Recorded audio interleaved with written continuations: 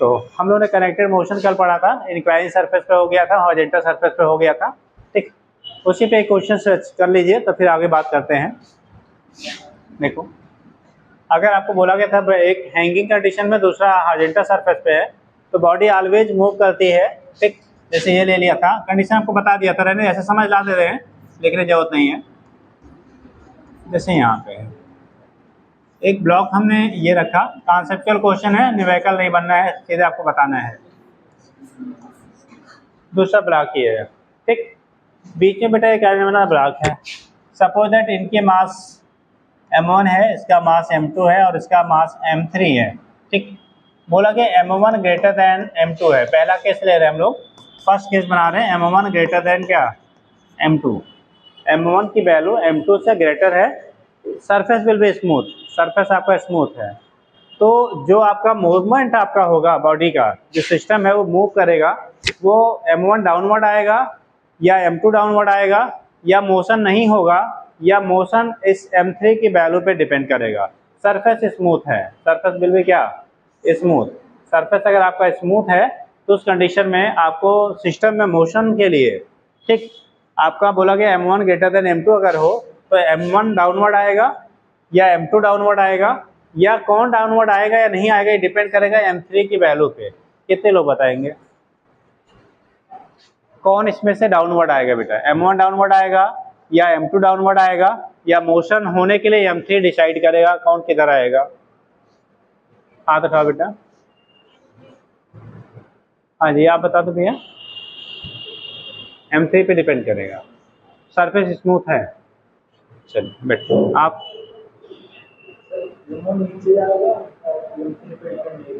m3 पे depend, बैठिए आप लोग बेटा। देवियों में हाँ जी खड़े हो जाओ। डिपेंड करेगा, मास m1 वाला ज़्यादा है, m1 नीचे आएगा, m3 की वैल्यू पे डिपेंड करेगा या नहीं, नहीं करेगा जी। वो नीचे आएगा, m3 की वैल्यू पे डिपेंड करेगा या नहीं, नहीं करेगा। बैठिए। तो जो मोशन आपका होगा बेटा समझ लीजिए, अगर रफ सरफेस होता, कैसा होता, रफ सरफेस होता तो मोशन के लिए आपका m3 वहाँ पे डिसाइड करता मोशन होगा नहीं होगा, ठीक। लेकिन अगर स्मूथ सरफेस है तो m3 का कोई रोल मोशन के लिए रिस्पॉन्सिबल नहीं होगा। तब उस केस में जो दोनों हैंगिंग बॉडी है ना, कौन वाली हैंगिंग बॉडी है, ये डिसाइड करेगा कौन नीचे है कौन ऊपर आएगा। जिसका मास ज़्यादा होगा वो नीचे आएगा, जिसका मास कम होगा वो ऊपर जाएगा। तो एक चीज़ याद रखिएगा कि अगर सिचुएशन स्मूथ सरफेसेस की है और थर्ड बीच में जो बॉडी है वो हॉरिजॉन्टल सरफेस पर रखा गया है, तो कभी भी मोशन के लिए ना तो अपोज करेगा ना तो सपोर्ट करेगा। जो बॉडी हैंगिंग कंडीशन में होंगी, ठीक, वही रिस्पॉन्सिबल होंगे उसमें मोशन स्टार्ट होगा या नहीं होगा। याद रहेगा, जब फ्रिक्शन पढ़ेंगे तब उस m3 वाले का फिर रोल आएगा, तब वहाँ बताया जाएगा। अभी इतना खाली जानते रहिए, ठीक। तो क्या कौन आएगा कौन नहीं, तो यहाँ पे कंडीशन हो ये m1 ग्रेटर देन m2, ठीक। देन क्या करेगा, m1 moves downward, and m2 क्या मूव्स अपवर्ड, मूव्स पढ़ लेंगे, m2 moves upward, m1 downward और m2 अपवर्ड। अगर m2 ग्रेटर देन m1 हो जाएगा बेटा तो m2 डाउनवर्ड और m1 अपवर्ड। अगर m1 m2 बराबर हो गए तो कोई भी मोशन नहीं होगा, क्योंकि m3 का कोई रोल ही नहीं है। तो अगर m1 और m2 बराबर हो जाएंगे तो उसमें कोई भी आपका मूवमेंट नहीं होगा, सिस्टम रिमेंस रेस्ट में रहेगा, ठीक है। लिख दें कि याद रहेगा इतना। सेकंड कंडीशन बनेगा, if m2 greater than m1 then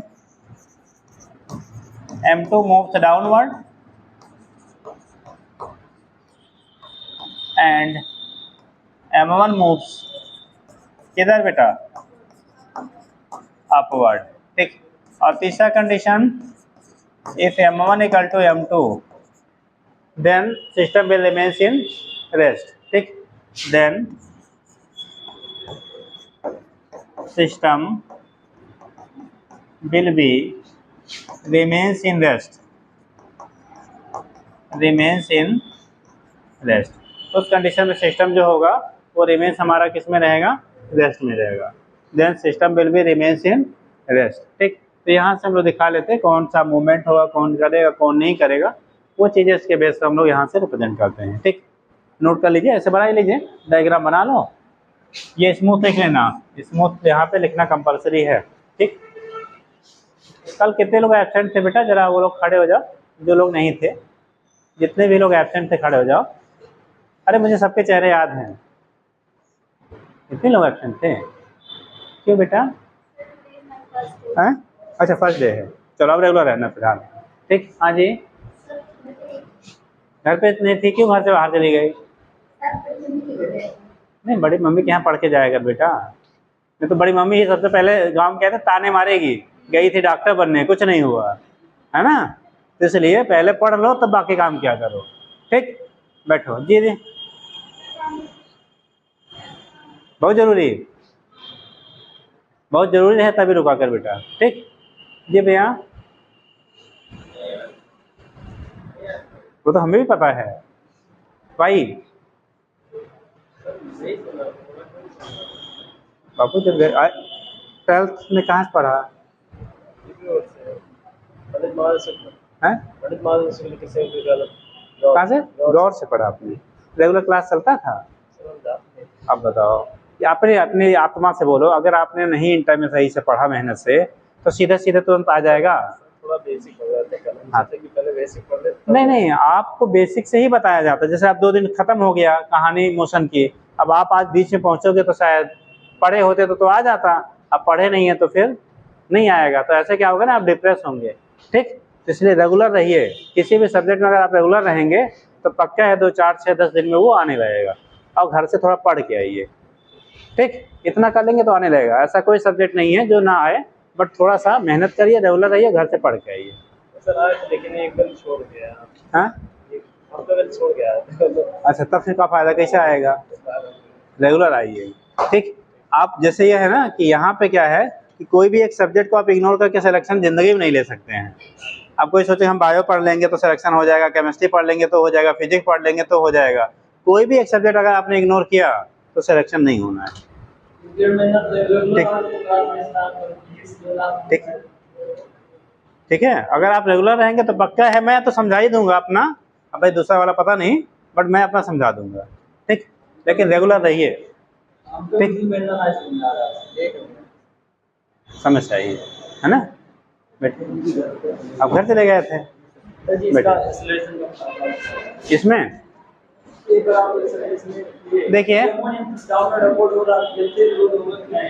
use मास का यूज आएगा, हाँ, ऊपर नहीं रोल रहता है, लेकिन यहाँ पे अभी बता दे रहे हैं। देखिए इस केस में अगर बेटा हमें इतना नोट कर लीजिए तो बताएं,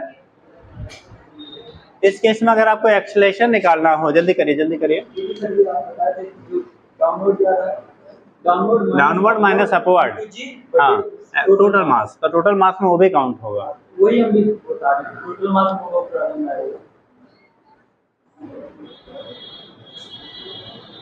जल्दी करो बेटा, कोई भी है अगर आपको नहीं आता बेटा ना तो उससे परेशान नहीं होइए। 2-4 दिन आपको थोड़ा सा, अगर आप पहले से नहीं पढ़े, हम ही ना पढ़े हों और हम क्लास में बैठ जाए, हिंदी तो है नहीं आप कि कथा सुना रहे हैं काम चल जाएगा, तो आपको दिमाग खर्च करना पड़ेगा और एक बार घर से पढ़ के आइए। ठीक, पक्का है वो आने रहेगा, लेकिन आप रेगुलर 2-4 दिन रहेंगे तो। अब अगर आप इरेगुलर रहोगे, एक दिन हमने पढ़ाया अगले दिन आप गायब हो, तो या तो आपको आता हो पहले से, तब तो कोई बात नहीं है भाई, आप मैनेज कर लेंगे, बट अगर नहीं आता है वो इरेगुलर है तो फिर नहीं आएगा। ठीक, इसलिए यही रूल हर सब्जेक्ट के लिए, ऐसा नहीं खाली फिजिक्स के लिए नहीं, हर सब्जेक्ट के लिए यही कॉन्सेप्ट है। अगर आप रेगुलर क्लास में हो, घर से एक बार देख के आ रहे हो, फिर घर पे जाके दोबारा उस मेहनत से पढ़ ले रहे हो, तो पक्का वो आने लगेगा। ठीक, और अगर नहीं करेंगे तो फिर दिक्कत है, क्योंकि बिना पढ़े होना नहीं सिलेक्शन, ये मान लो बिना पढ़े नहीं होना है तो अभी से लग जाओ यार। ऐसा कहें के लिए फिर हम अगले साल, फिर अगले साल, फिर अगले साल, अभी से लग जाओ इस काम के लिए। ठीक, और लग जाएंगे तो हो जाता है। ऐसा कोई भी बच्चा नहीं अभी तक है, ठीक, 20-21 साल हो गए पढ़ाते हुए, कि जो ईमानदारी से लगा हो उसका सिलेक्शन ना हो। हाँ, बात अलग है, कुछ किस्मत वाले होते 1 साल में हो जाते, कुछ 2 साल में होते, कुछ 3 साल में होते, कुछ 4-5 साल लगा देते हैं, ऐसे भी है, लेकिन लगे हैं तो हो जाता है। अगर वो लगे ईमानदारी से तो हो जाता है। ठीक, बट अब समय वो निर्धारित होता है कई चीज़ों पे। आपने 11th 12th कितने अच्छे से पढ़ के आए हैं, 11th 12th आपने कितना परफेक्टली पढ़ा है, एक चीज़। दूसरा, अभी से आप कितना सिंसियरली और क्या पैटर्न के अकॉर्डिंग पढ़ रहे हैं। अनपैटर्न पढ़ोगे तो भी समय बहुत जाएगा। ठीक, आप देखो आज की डेट में पूछा क्या जा रहा है, किस पैटर्न के क्वेश्चंस बन रहे हैं, क्या चीज़ें ज़्यादा पुटअप हो रही हैं, उन चीज़ों को फोकस करिए। ठीक, तो वो चीज़ें हैं, पैटर्न से पढ़िए, थोड़ा सा एक प्रॉपर चैनल में पढ़िए, ठीक है, तो वो आपका हो जाता है। ठीक, कोई भी रहेगा अगर अपना कर लेता है तो उसका सिलेक्शन हो जाता है। समय लग सकता है बेटा, क्योंकि कितने लाख देते हैं, 25 लाख प्लस। अब 25 लाख प्लस में 50,000 का होना है ईमानदारी से, तो बाकी 50,000 यानी कि 24 लाख, 25 लाख गायब हुए ना, तो उनको आपको पीछे करना है। तो पीछे करने के लिए कुछ एक्स्ट्रा आपके पास होगा तभी कर पाएंगे। ठीक, अगर उनको आपको बैक करना है, उनसे आगे आपको अच्छा नंबर लाना है, तो उनसे बेटर आप करोगे, ठीक, तभी हो पाएगा। ठीक है, तो इसलिए आप मेहनत से ईमानदारी से लगे रहिए, पक्का हो जाता है। समय देना पड़ सकता है भैया, समय की गारंटी नहीं कंपटीशन में ले जा सकती है कि आप एक ही बार में हो जाएंगे। मेहनत करेंगे तो एक ही बार में हो जाएंगे, लेकिन आपका बेस अच्छा होगा तो, नहीं तो 1 साल आपको टाइम देना पड़ेगा। ठीक है, तो इसलिए आप ऐसा नहीं हो करिए कि बिना पढ़े नहीं होता है कुछ। ठीक, और चाहे जब भी आप करेंगे तो आपको करना ही करना पड़ेगा, तो इसलिए अभी से कर लीजिए। ये हो गया बेटा। इस केस में अगर हमें एक्सीलरेशन की वैल्यू फाइंड आउट करना हो, क्या फाइंड करना बेटा, एक्सीलरेशन की वैल्यू फाइंड करना। तो देखो रिलेशन कैसे, अब जो लोग थे कल, देखो ये नीचे आया, हमने डिसाइड कर लिया, तो जितने एक्सीलरेशन से ये नीचे आएगा बेटा, उतने एक्सीलरेशन से ये वाला ऊपर जाएगा, और उतने ही एक्सीलरेशन ये वाला राइटवर्ड जाएगा। भाई ये नीचे आएगा तो इसे खींचेगा ना, तो इधर आएगा, और ये वाला फिर खींचेगा तो किधर जाएगा, ऊपर की तरफ जाएगा। तो ये मूवमेंट का डायरेक्शन हो गया। अब कंडीशन क्या होगा, एक्सीलरेशन के रिलेशन क्या बनेगा, अब थोड़ा सा हमें डायग्राम की जरूरत पड़ेगी। चलिए, हम आपको डायग्राम बना लिया है ना, आप वहां से देख लेना।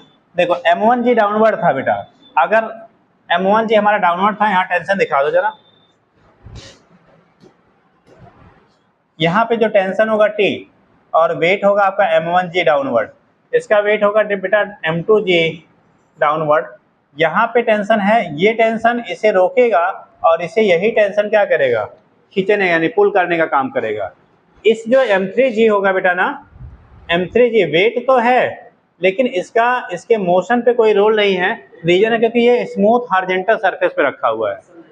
वहाँ फ्रिक्शन होता तब इसका रोल होता, फ्रिक्शन नहीं है और हॉरिजॉन्टल स्मूथ सरफेस पे रखा है, इसलिए मोशन को सपोर्ट या अपोज करने का इसका कोई रोल नहीं होगा। ठीक, अब कंडीशन तीसरा है, M2G है, तो ये वाला M2G जो है, आप देखो ये स्ट्रिंग अलग है, ये स्ट्रिंग अलग है, और यहाँ वाला स्ट्रिंग क्या है, अलग है बेटा। तो ये वाला T1 इधर खींचेगा तो इसका T2 यहाँ पे अपोज करेगा, और ये वाला T2 इसे क्या करेगा, ऊपर की तरफ ले जाने का काम करेगा। ये आपका हो गया इनके लगने वाले फोर्सेस के बारे में, किस पे कौन सा फोर्स लगेगा। अब डायरेक्शन की हमें जरूरत पड़ेगी, हम इसको इरेज कर लें, क्योंकि दूसरे पेज लेंगे तो आपको समझने में दिक्कत होगी।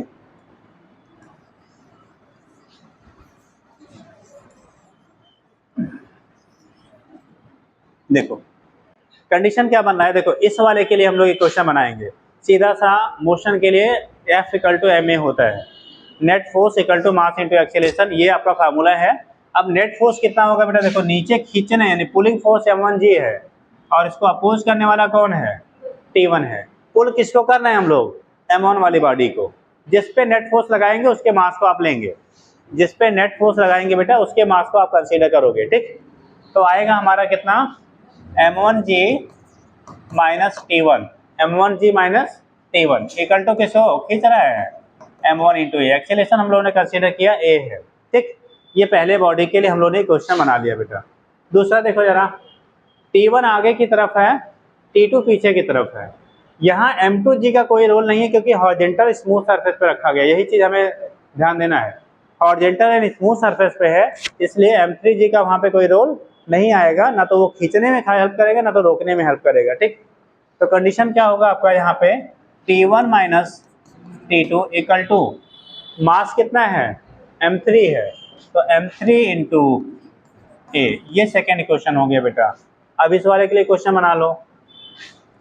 T2 देखो ऊपर की तरफ पुल कर रहा है, और यहाँ पे M3G इसका अपोज कर रहा है। Pulling force minus opposing force equal to ma आपको करना है। जो खींचने काम करेगा माइनस जो रोकने काम करेगा इक्वल टू क्या, m इंटू ए आप करिएगा। तो T2 minus M2G equal to M2 into a. ये T2 minus m2g equal to m2 into j. इन तीनों इक्वेशन को आप ऐड कर लीजिए, तीनों इक्वेशन क्या करिए, ऐड कर लीजिए। तो देखो T1 T1 T2 T2 plus minus का कैंसिल हो गया, हमारा ऊपर बच्चा बेटा m1g minus m2g equal to, यहाँ पे आ गया m1a, थोड़ा हम सीक्वेंस में लिख ले रहे हैं, m2a plus m3a। Common factor देखो, इधर g उधर a, m1 minus m2 into g equal to m1 plus m2 plus m3 into a की वैल्यू फाइंड आउट करेंगे तो m1 minus m2 into g upon m1 plus m2 plus m3, ये हो गया हमारा acceleration, this is the acceleration. ठीक, तो ये केस आपका होता है, यहाँ से हम लोग रिप्रेजेंट कर लेंगे। याद रखना कभी कभी हमने इसको m1 लिया, अगर इसको m2 लिया होता तो m3 यहाँ आता, तो m3 यहाँ पे होता है m1 माइनस m3, ये पुलिंग माइनस अपोजिंग, ठीक, इक्वल टू ma होता है। तो यहाँ पे पुलिंग का काम ये करेगा, डाउनवर्ड माइनस अपवर्ड वाला, ठीक, into g upon total mass m1 plus m2 plus m3, ठीक। तो ये कंडीशन आपका होता है, यहाँ से एक्सेलेरेशन हम लोग फाइंड आउट कर लेंगे। समझ गए, नोट कर लीजिए। सीधा से एक लाइन का कहानी, जितना फोर्स खींचने काम कर रहा है माइनस जितना रोकने काम कर रहा है इक्वल टू ma कर दीजिए। अभी आप डिसाइड करो कौन खींच रहा है कौन रोक रहा है, कौन पुल कर रहा है कौन अपोज कर रहा है, ठीक।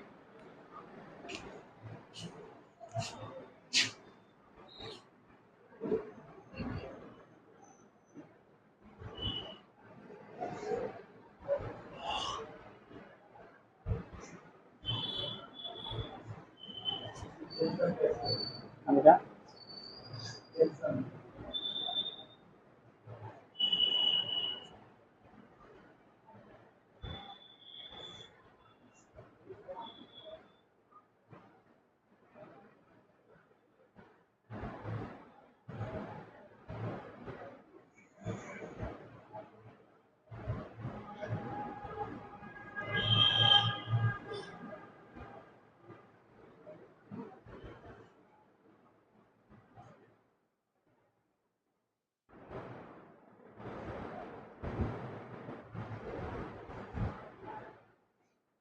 कर लिया? आपको टेंशन निकालने कल बोला था बेटा, ऊपर वाले क्वेश्चन में आप रख दिए a की वैल्यू तो T1 मिल जाएगा, लास्ट वाले क्वेश्चन में रख दीजिए a की वैल्यू तो T2 मिल जाएगा। तो a की वैल्यू जो आपने निकाला है उसी की वैल्यू फर्स्ट में रखोगे तो T1, थर्ड में रखेंगे तो T2 ऑब्टेन हो जाए। कैसे निकाला जाता है कल आपको सारा बता दिया था, ठीक हो गया था। अब इतना आपका होमवर्क है, आपको फाइंड करना है आल्सो T1 एंड T2, कल के ले आइएगा। T1 की वैल्यू क्या होगी एंड T2 की वैल्यू क्या होगी, लगाएंगे कैसे, इस वाले क्वेश्चन में a की वैल्यू रखना, यहाँ से T1 मिल जाएगा, ठीक। इस वाले क्वेश्चन में बेटा a की वैल्यू रखना तो T2 मिल जाएगा, तो T1 और T2 यहाँ से आपके ऑब्टेन हो जाएंगे, ठीक है।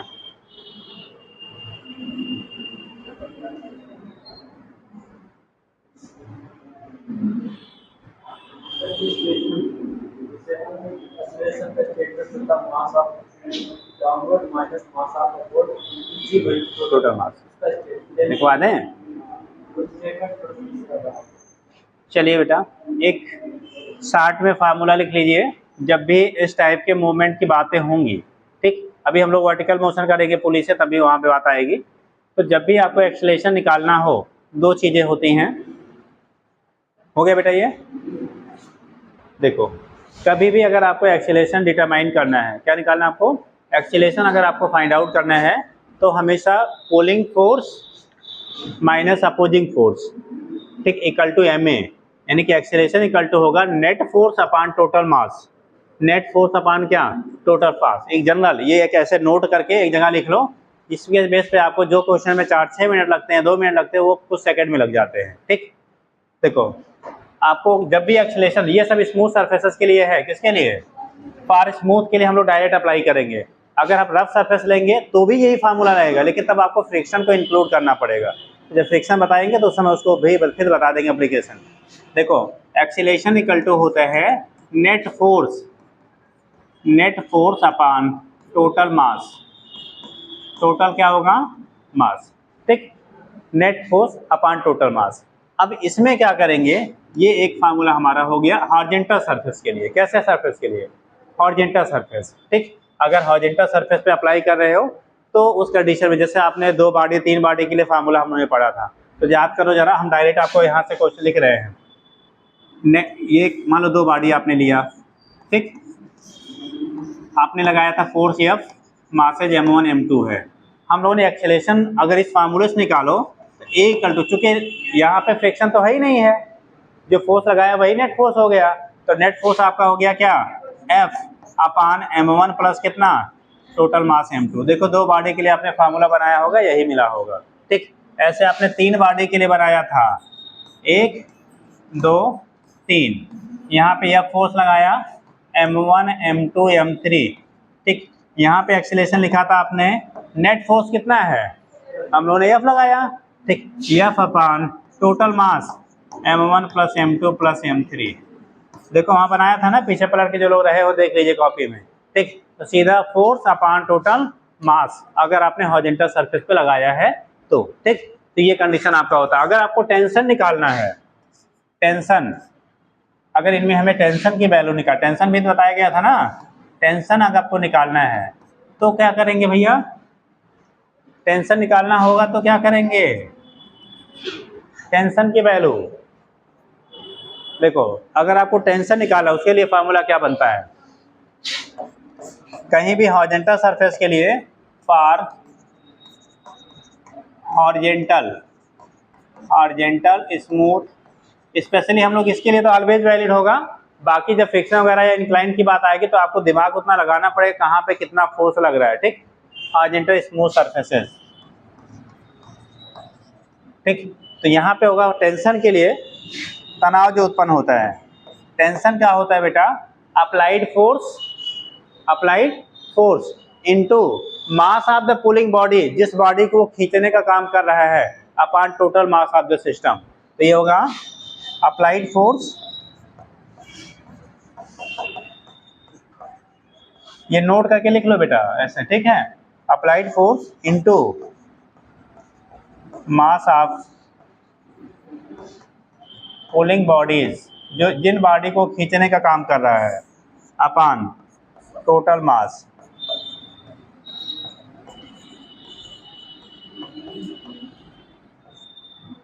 Of system.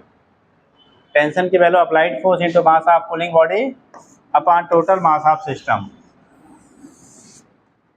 Upon total mass of system. तो ये टेंशन के लिए। अब जैसे आप कापी जो लोग थे कल परसों में, आप कापी पीछे खोल के देख लो, हमें यहाँ पे टेंशन निकालना है बेटा। देखो यहाँ पे अगर आपको टेंशन की वैल्यू फाइंड करनी है इस वाले फार्मूले के लिए, तो देखो टेंशन T डायरेक्ट फार्मूला हमें मिलेगा, अप्लाइड फोर्स कितना है F इनटू, ये टेंशन किसे खींच रहा है, M1 को कि M2 को, ये टेंशन इसे खींच रहा है, किसे खींच रहा है, M2 वाले को, जो उसके पीछे रहेगा उसे खींचने काम करेगा। तो आप लिखा F इंटू M2 या M2 इंटू F, जो भी कर लो आगे पीछे, अपान total mass M1 plus M2। इस 3 वाले केस में भी समझ लो कैसे, हमें यहाँ T1 निकालना है, तो T1 इक्वल टू होगा अप्लाइड फोर्स F इंटू, ये T1 वाला बेटा जैसे F वाला इसे तीनों खींचने काम कर रहा है ना, वैसे ये T1 वाला M2 और M3 को खींचने काम कर रहा है। जैसे आप ट्रेन है, ट्रेन का इंजन पीछे जितने कंपार्टमेंट है सबको खींचता है, ठीक।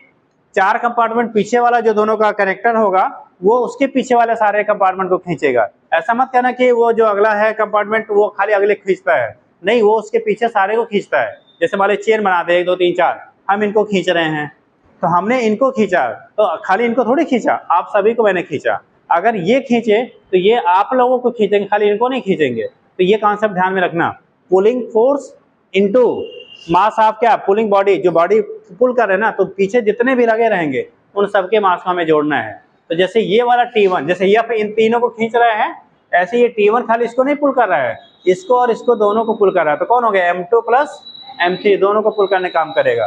तो आएगा बेटा M2 प्लस कितना, M3 अपान टोटल मास कितना है, M1 plus M2 plus M3।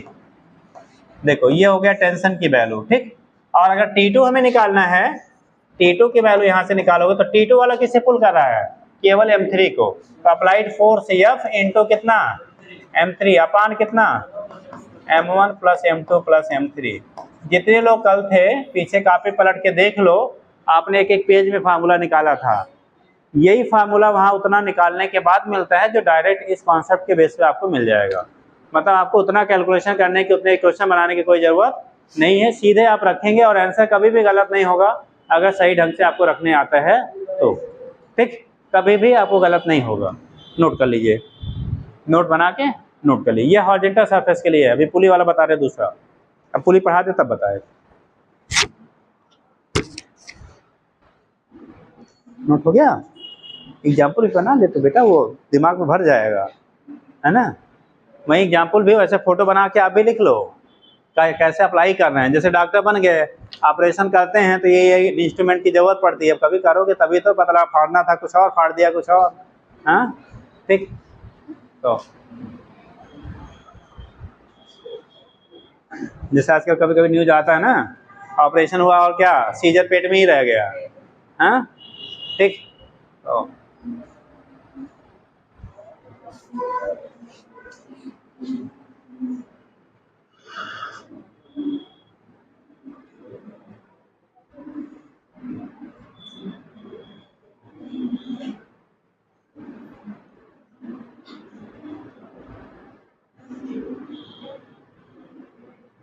Sign हो गया बेटा सबका?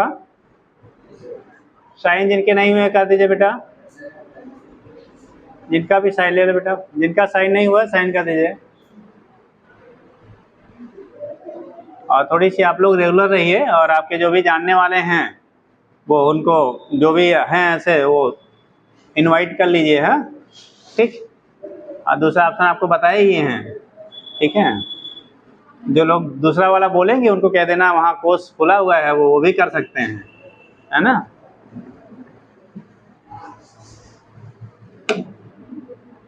आपसे भी कोई बोल रहा था?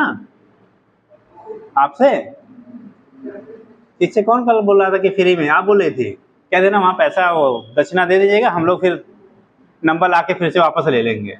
हाँ है ना, अमन से बोला। चलो हो गया बेटा।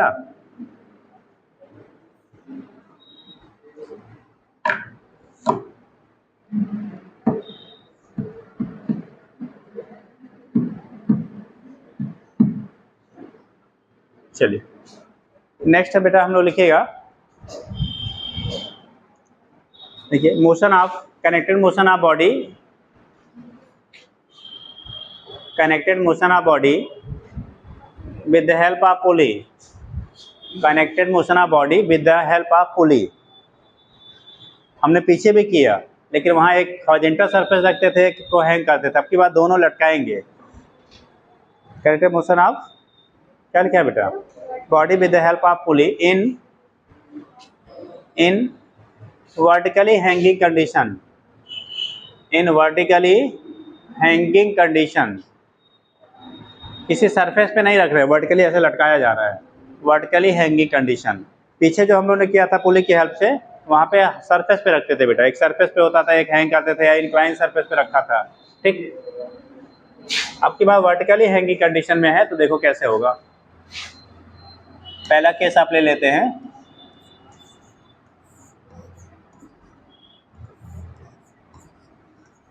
M1 M2 बेटा, एक ही स्ट्रिंग से दोनों कनेक्टेड हैं और जो स्ट्रिंग हम लोग कंसीडर करते हैं मासलेस एंड क्या नॉन स्ट्रेचेबल लिया जाता है, मतलब उसका कोई मास नहीं होगा और ना ही वो खींचेगा या दबेगा। ठीक, तो उस कंडीशन में मासलेस एंड नॉन स्ट्रेचेबल लिया जाता है। तो एक का मास M1 है, दूसरे का मास बेटा M2 है। यहाँ से ले रहे टेंशन की वैल्यू सपोज एट कितना है, T है। जो टेंशन होगा पूरे स्ट्रिंग में सेम सेम होगा अगर स्ट्रिंग मासलेस है तो। ठीक है, अब कंडीशन क्या है, वेट किधर काम करता है बेटा, कभी भी कहीं भी रखेंगे तो वेट किसी भी बॉडी का ऑलवेज डाउनवर्ड ही काम करता है। जो वेट ऑफ बॉडी होता है वो ऑलवेज कहाँ काम करेगा, डाउनवर्ड करेगा, कभी भी वो अपवर्ड नहीं करता है, तो ऑलवेज वो डाउनवर्ड रहेगा। तो कंडीशन हो गया M1G और इसका हो गया M2G, ये T टेंशन आपका है। ठीक, देखो इसकी वजह से बॉडी किधर आएगी, नीचे की तरफ। अगर हमने M1 ग्रेटर देन क्या लिया, M2, अगर M2 ग्रेटर देन M1 लेंगे तो ये ऊपर जाएगा और ये वाला नीचे आएगा। तो ध्यान रखना, जो जिसका मास ज़्यादा होगा वो नीचे आएगा, जिसका मास कम होगा वो ऊपर जाएगा। ज़्यादा वाला नीचे, कम वाला ऊपर जाता है। ठीक, कंडीशन क्या हो रहा है, अब देखो M1 जी, हमने M1 ग्रेटर देन M2 लिया है। ठीक है, कंडीशन क्या लिया, M1 greater than M2। Diagram में भी थोड़ा देखो, ये बड़ा दिख रहा है, ये छोटा दिख रहा है। ठीक, तो M1 ग्रेटर देन M2 है तो ये डाउनवर्ड आएगा और ये वाला ऊपर अपवर्ड जाएगा। अच्छा, ये डाउनवर्ड आ रहा है, खड़े हो जाओ दोनों मित्र, खड़े हो जाइए, कुछ बात कर रहे हैं, हाँ कुछ पूछना है?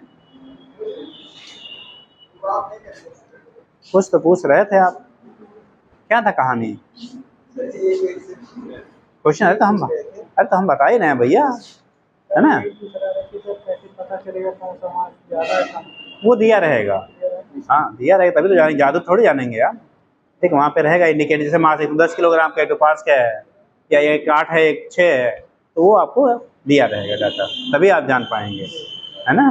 बट जो डाउट हुआ करे जब तक वहाँ है तब तक वहीं पूछ लिया करिए, क्योंकि आपस में बात करेंगे तो पड़ोसी भी सोने का पता नहीं क्या कह रहे हैं, है ना? साइन हो गया बेटा सबका? अभी कुछ शायद बचे हैं एक दो लोग, किसका साइन नहीं है? साइन किसका नहीं हुआ है, दे दो बेटा, साइन कर दीजिए, 5 सबमिट कर दीजिएगा। चलो देखो, तो यहाँ पे कंडीशन लेंगे बेटा M1G माइनस टी, तो रिलेशन आएगा M1G minus T equal to M1 into a. पहला question, M1G minus T equal to M1 into ए।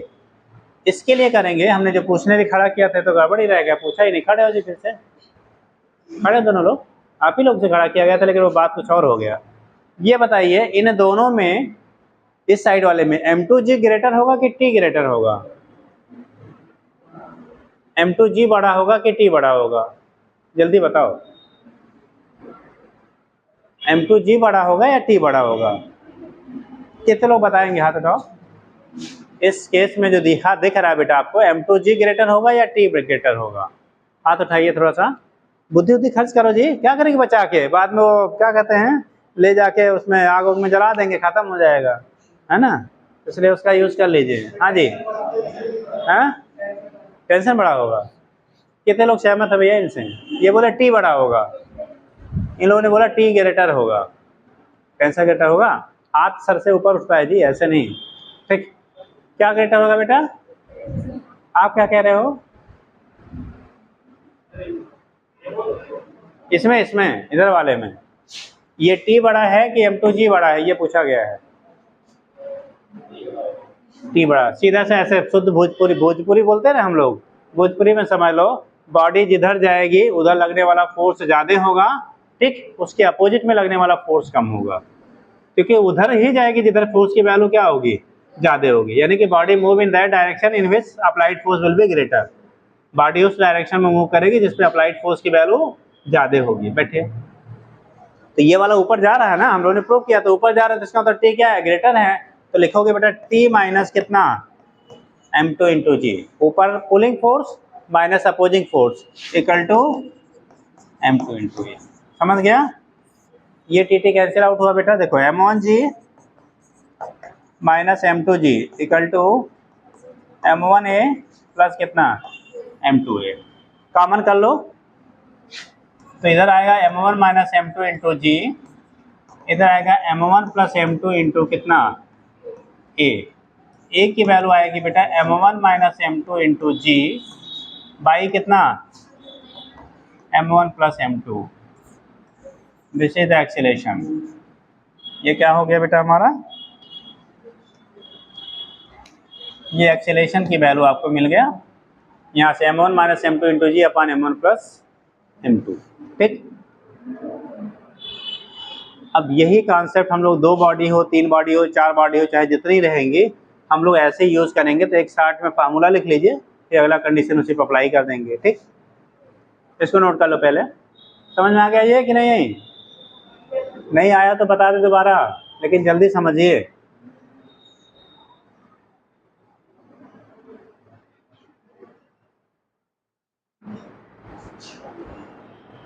जल्दी करिए।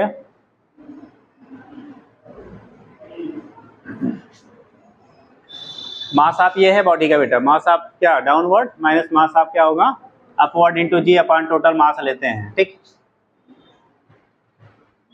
तो अगर आप फार्मूला लिखेंगे, फार्मूला बनेगा बेटा एक्सीलरेशन के लिए, ठीक। फार्मूला बनाओगे, देखो जो बॉडी डाउनवर्ड आ रही है उसका मास माइनस जो बॉडी अपवर्ड जा रही है उसका मास इंटू जी अपॉन टोटल मास, ठीक। ये आएगा मास ऑफ डाउनवर्ड बॉडी माइनस क्या मास ऑफ अपवर्ड मतलब जो ऊपर जा रहा है, डाउनवर्ड मतलब जो नीचे आ रहा है, वो अंडरस्टूड है, ठीक है। अपवर्ड बॉडी इनटू क्या g upon total mass of system, total mass of system. ये बेसिक एक फार्मूला बन गया हमारा, ठीक। अब यहाँ पे जैसे अप्लाई करना हमको हो, कैसे लगाओगे, अच्छा नोट कर लो तब बताएं, जल्दी करिए।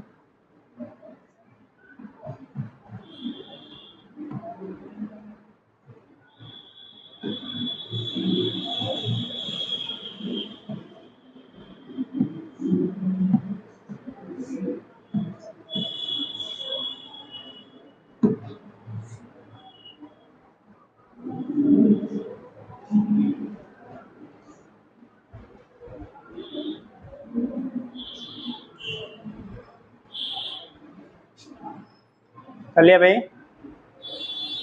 अब देखो अगर हम लोग इसी फार्मूले का यूज़ 2-3 बॉडी के लिए, टेंशन भी लिख लीजिए, टेंशन की वैल्यू आप निकालोगे तो चाहे फर्स्ट इक्वेशन में रख दीजिए चाहे सेकंड में रख दीजिए, कहीं से भी टेंशन की वैल्यू हम लोग फाइंड आउट कर सकते हैं, ठीक। तो टेंशन यही निकाल दें,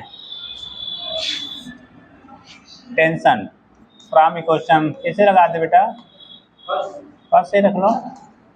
देखो टेंशन एक टी को एक साइड करो, ये फैक्टर एक साइड चला जाएगा तो टी इक्वल टू आएगा, ये उधर जाएगा m1g minus m1 into a, m1 into g minus m1 into a की वैल्यू देखो आया है आपका कहाँ, f m1 minus m2 into g upon m1 plus m2, तो ये आया ए की वैल्यू आई हमारा m1 minus m2 into g upon m1 plus m2।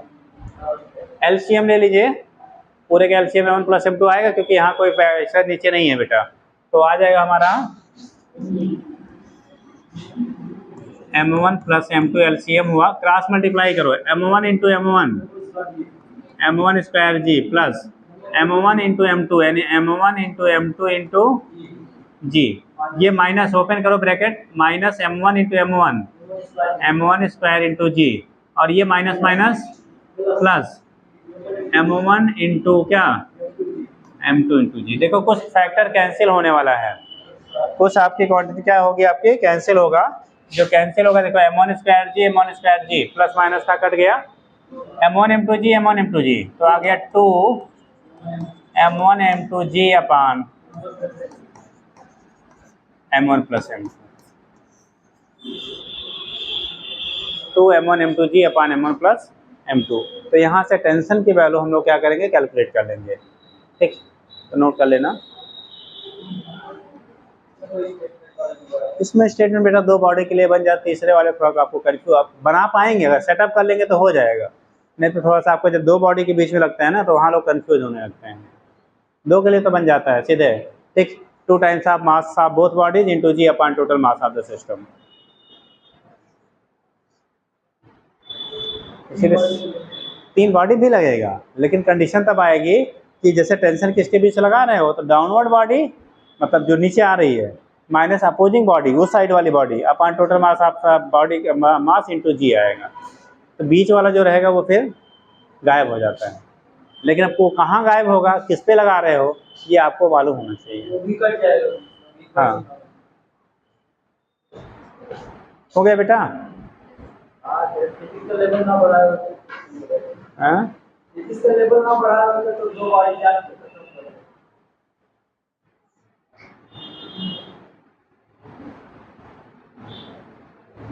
चलिए नेक्स्ट देखते हैं बेटा, जल्दी करो।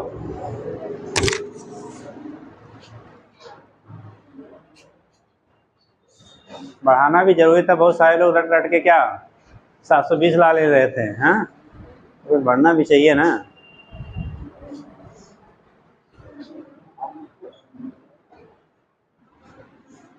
चलिए देखिए नेक्स्ट करते हैं हम लोग। अगर 3 बॉडी है बेटा, कैसी हैं? 3 बॉडी सिस्टम की हम लोग बात करते हैं, तो कंडीशन क्या बनेगा?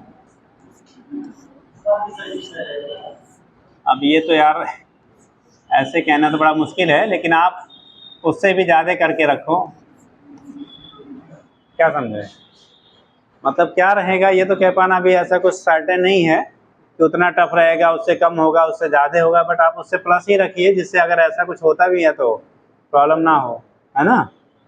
तो जैसे अब एक बार युद्ध हुआ तो पता लगा क्या है, AK-47 और 56 चल रहा था, तो अगले बार युद्ध में कहो हम लाठी लेके जाएंगे, तो भाई आप उससे बड़ा लेके जाइए, हो सकता है सामने वाला और बड़ा तैयारी किया हो, है ना। चलिए M1 M2 M3, M1 M2 M3, ठीक, ये 3 आपके बेटा ब्लॉक हैं, इस तरह से हैंग किए गए हैं।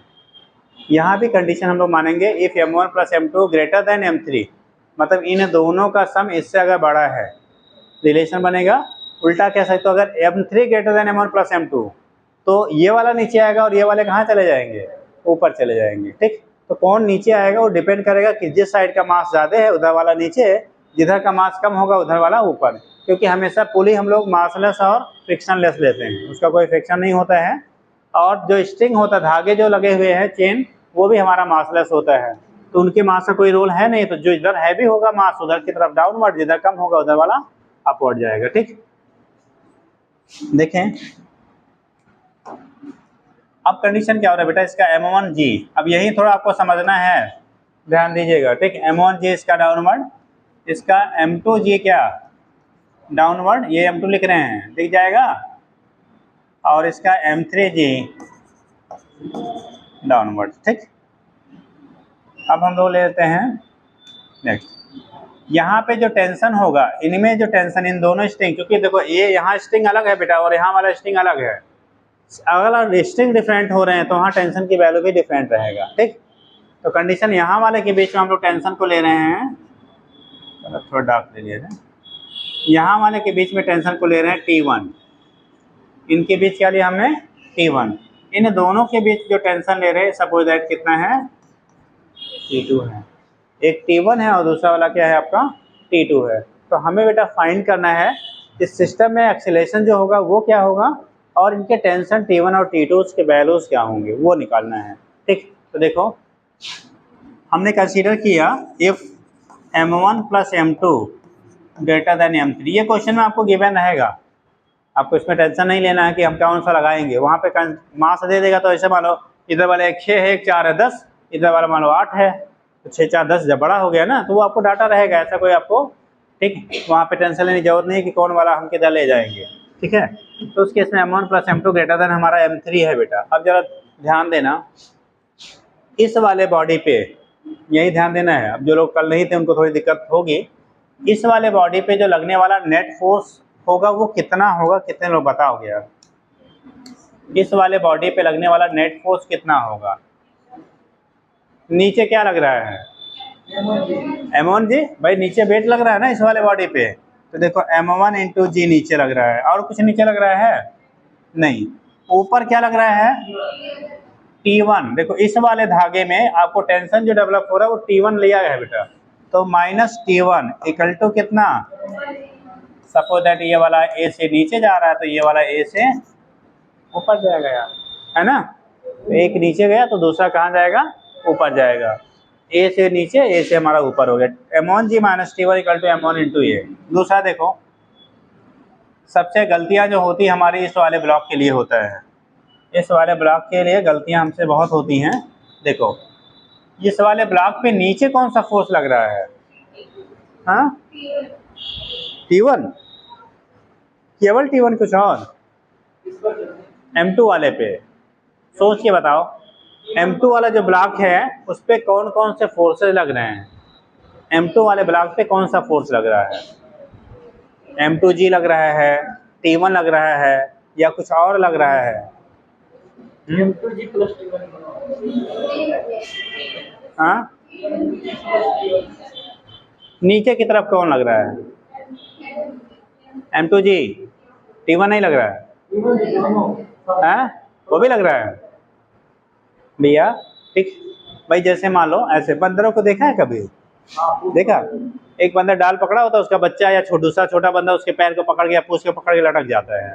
ठीक, तो जो लटका हुआ है, अगर जो ऊपर वाला बंदा था वो डाल को पकड़ के रखा हुआ है, तो उस पर पूछे जो उसके हाथ में टेंशन क्या होगा? दोनों के संग। तो भाई आप अपना तो जो लटक, जैसे हमें लटक रहे हैं तो हमारा तो अपना वेट है ही है, प्लस हमारा पैर पकड़ के जो लटका है यार उसका भी तो वेट होगा ना, उसने टेंशन डेवलप कर रहा है, तो दोनों के सम के क्या हो जाएगा? बराबर हो जाएगा। यहाँ पे जो इसमें होगा नेट फोर्स डाउनवर्ड आएगा, वो खाली M2G नहीं होगा, M2G तो है ही नीचे की तरफ, ये T1 अगर इसे खींच रहा है तो इसे ऊपर वाले को, ये नीचे वाले को रोक रहा है तो ऊपर वाले खींचेगा भी ना, तो उस कंडीशन में आएगा ये M2G प्लस कितना? T1। अब ऊपर कौन लग रहा है? माइनस T2 इक्वल टू कितना आ गया? ये इक्वेशन कितने लोग समझे? ये वाला यही मेन है बाबू। ठीक, कैसे बताएं? देखो ये वाला ऐसे अलग से हम बॉडी बना दे रहे हैं, फ्री बॉडी डायग्राम। ऊपर इस पे लग रहा है T2, नीचे इसका एक लग रहा है MO2 इंटू जी, और एक फोर्स लग रहा है T1। एक फोर्स कौन सा लग रहा है हमारा? T1। ये T1 भी नीचे लग रहा है और ये M2G भी नीचे लग रहा है, तो दोनों लग रहा है नीचे ना, तो नेट डाउनवर्ड फोर्स कितना हो गया? M2G प्लस T1 होगा ना, और इसमें से अपवर्ड कौन लग रहा है? T2 लग रहा है, तो T2 से अपोजिट डायरेक्शन में तो माइनस हो जाएगा, तो M2G plus T1 minus T2 equal to किसको खींच रहा है? ये M2 वाले को, तो M2 इंटू क्या हो गया? ये हो गया। अब कितने लोग समझ गए? समझ गया? तो हाथ उठा दो ना। ठीक, तो उसमें ट्राई करिए, समझ जाया करिए, सभी लोग ट्राई करेंगे तो आ जाएगा। दो बहुत हो सकता है आप पहले दिन हो, दूसरे दिन हो, तीसरे दिन हो, या नहीं गए रेगुलर रहे हो तो थोड़ी दिक्कत हो, लेकिन अगर आप रेगुलर रहेंगे तो फिर आने लगेगा वो। ठीक, तो ये कंडीशन हो गया बेटा। अब इसके लिए कितने लोग फार्मूला बता सकते क्या क्वेश्चन बनेगा? इस वाले के लिए क्या क्वेश्चन बनेगा? तीसरी बॉडी के लिए, तीसरी बॉडी के लिए क्वेश्चन क्या बनेगा बताओ जरा? तीसरी वाले के लिए, इस वाले के लिए ऊपर जा रहा कि नीचे? ऊपर जाएगा तो T2 बड़ा होगा कि M3G? भाई जिधर जा रहा उधर वाला फोर्स ज्यादा, तो उधर वाला फोर्स कौन है? T2। तो ये हो गया बेटा T2 माइनस नीचे वाला कौन सा है? M3 into g equal to कितना? ये हो गया तीनों, इक्वेशन बन गया। अब जो प्लस माइनस कैंसिल होने वाला उसे कैंसिल कर दो बेटा। T1 प्लस माइनस में, यहाँ प्लस में, T2 माइनस में, यहाँ प्लस में, हो गया ना? अब देखो ऐड करो तीनों क्वेश्चन को, M1G plus M2G minus M3G। ठीक, तो M1 M2 प्लस है M1G plus M2G minus M3G equal to M1A plus M2A plus M3 है, राइट साइड में हमेशा प्लस रहता है। M1A plus M2A plus M3 है, इधर से G बेटा कॉमन है, तो G कॉमन करेंगे तो M1 plus M2 minus M3 into g upon M1 plus M2 plus M3 into a. ठीक हो गया? अब देखो ए की value M1 plus M2 minus M3 into g by M1 plus M2 plus M1 plus M2 minus M3 into g upon M1 plus M2 plus M3। ठीक, तो ये condition हमारा होता है। यहाँ से हम लोगों ने एक्सीलरेशन की वैल्यू फाइंड आउट कर लिया, यहाँ से एक्सीलरेशन की वैल्यू क्या कर लिया आपने? फाइंड आउट कर लिया। हो जाएगा?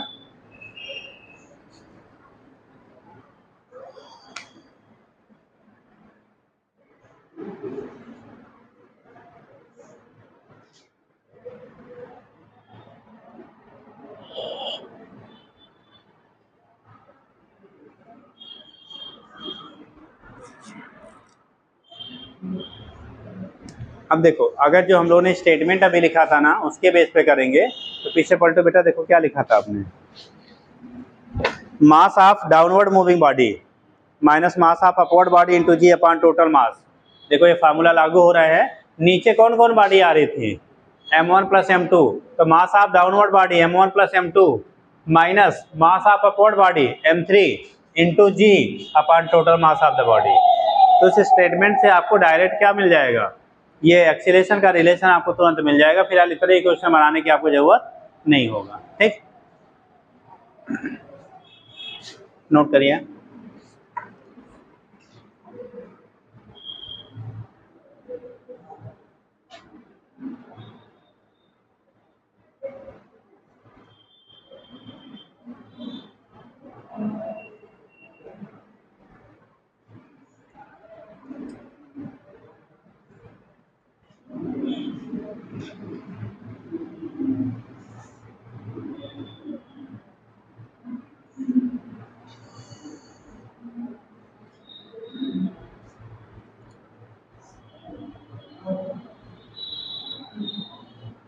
हो गया बेटा?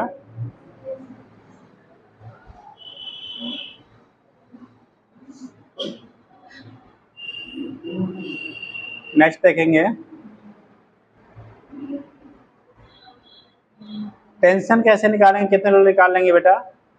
जब ट्राई करिए, टेंशन T1 T2 की वैल्यू निकालनी है, जल्दी करिए। T1 T2 टाइम कम है, जल्दी करिए।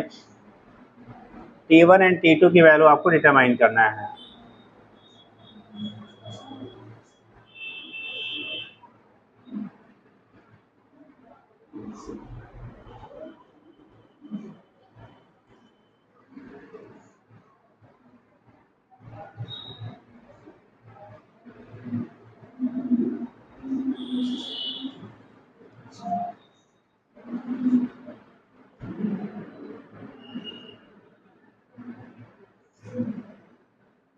पहले क्वेश्चन यूज कर लिए, हाँ,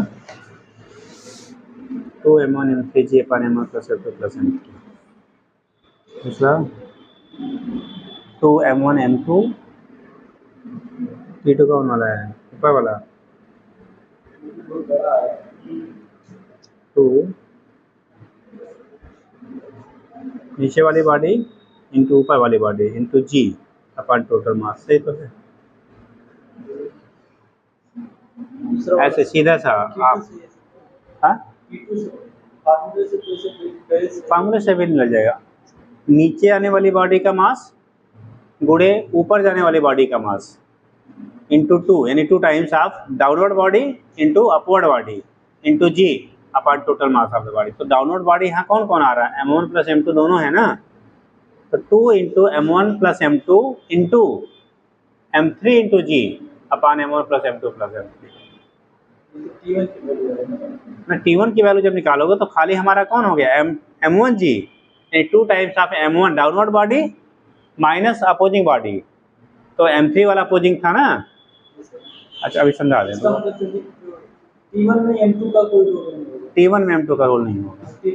हाँ, T1 में डाउनवर्ड में m2 का रोल है, ऊपर में कोई रोल नहीं होगा। ठीक, टेंशन देखो बेटा, फार्मूला से कैसे लगाएंगे, अब यहाँ पे टेंशन का फार्मूला समझ लीजिए।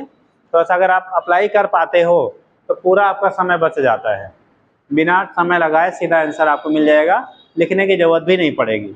और अगर आपने ऐसे लगाएंगे तो फिर आपको टेंशन निकालने के लिए आपको कम से कम 2 से ढाई मिनट, बहुत फास्ट करेंगे तो भी 2 मिनट लग जाएगा, क्योंकि पहले एक्सीलरेशन निकालोगे फिर टेंशन इक्वेशन रखेंगे तब जाके लगेगा। ठीक, तो समय बचाने का तरीका जो है, क्योंकि एग्जाम में आना ही ज़रूरी नहीं है, समय से आना ज़रूरी है, कम समय में लगना ज़रूरी है। तो सिलेक्शन के लिए हर चीज़ हमें यहाँ पे क्या करनी है, ठीक है, अपनी जितने समय बच सकते हैं वो बचाने हैं। ठीक, चलो देखो कैसे करेंगे टेंशन के लिए। यहीं पे एक नोट करके टेंशन का लिख लेंगे, टेंशन 2 इंटू डाउनवर्ड बॉडी जो नीचे आ रही है माइनस इंटू अपवर्ड बॉडी का mass, mass of downward body into mass of upward body into g upon total mass of the system. ठीक, अब यहीं पे हमें थोड़ा अप्लाई करना पड़ेगा, कहाँ डाउनवर्ड किसे कहेंगे किसे अपवर्ड, तो 2 जगह कम पड़ेगी into mass of hanging body, downward hanging तो दोनों है यार, मास ऑफ, अभी समझा देंगे उससे, डाउनवर्ड बॉडी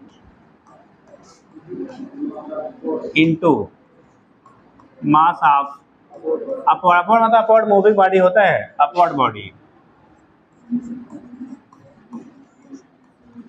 इनटू कितना, हाँ जी, upon total mass of system. अब यही डाउनवर्ड और अपवर्ड में आप थोड़ा कंफ्यूज करते हैं, दो बॉडी से जब ज़्यादा रहता, दो रहता तो सीधा लगा देते हैं, वहाँ तो कोई दिक्कतें नहीं है, लेकिन जब 3-4 रहेंगे तब आपको थोड़ा सोचना पड़ेगा, वो हम बताते कैसे सोचेंगे। इतना नोट कर लीजिए, ये तो नोट करवाया था ना, पहले भी किया है, अरे पहले मैं तो अभी कराया था। हाँ इसका भी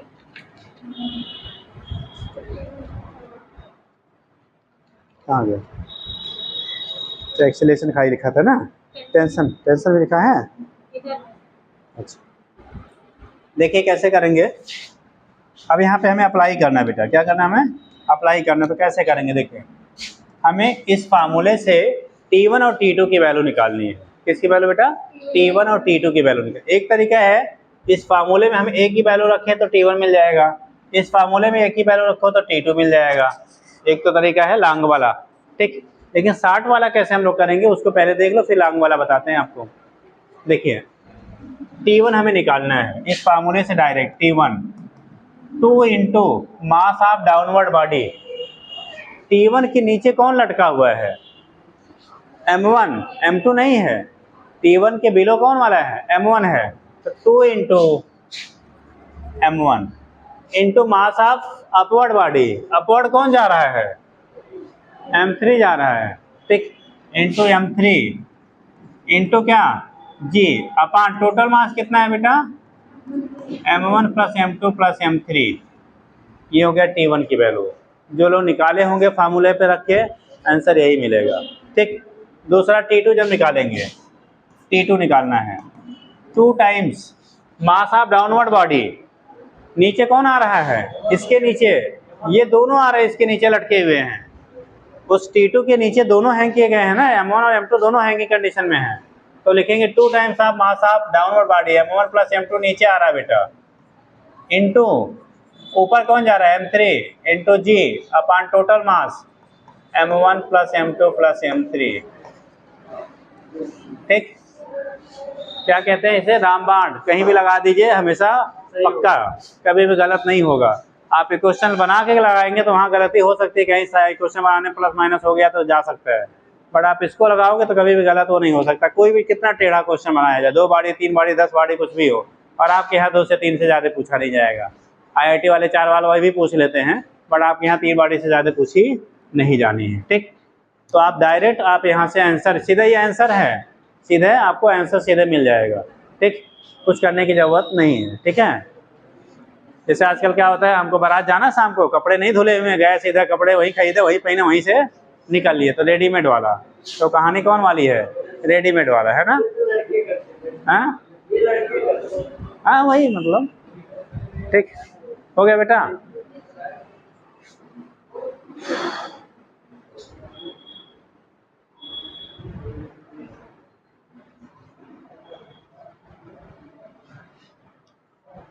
अब अगर हम लोग इस क्वेश्चन से निकालते तो कैसे निकलेगा वो भी देख लो भैया, है ना, इस क्वेश्चन में अगर रख के निकाला जाए तब कैसे निकलेगा, ये चीज़ आप देख लो।